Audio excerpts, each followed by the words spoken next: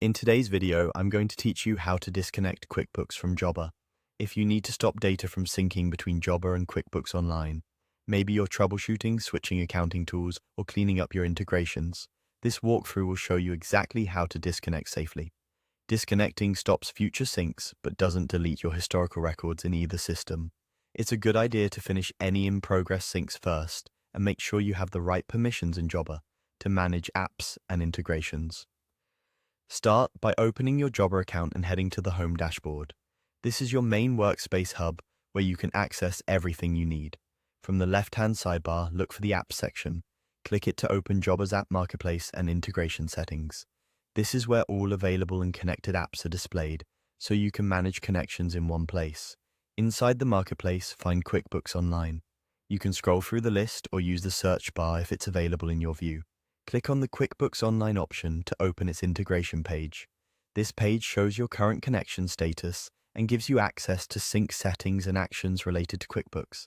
If your Jobber account is already connected to QuickBooks Online, you'll see a disconnect button on this page.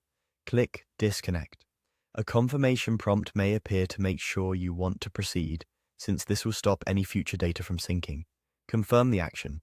Jobber will process the change, and within a few moments the status should update to show that the integration is no longer connected.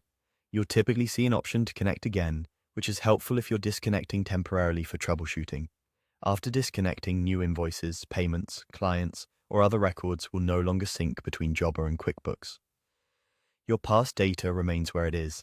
Disconnecting doesn't erase existing entries in either system. If you plan to reconnect later, you may need to reauthorize the connection with your QuickBooks login and review your mapping or sync preferences to ensure everything lines up correctly. If the status doesn't update right away, try refreshing the page. Most changes show up quickly.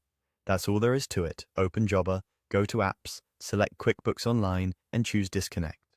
Take a moment to let your team know the integration is paused so there are no surprises with accounting workflows. If you disconnected to resolve an error, you can reconnect later from the same place once things are sorted out. Thanks for watching, and I hope this helps you confidently manage your Jobber and QuickBooks connection.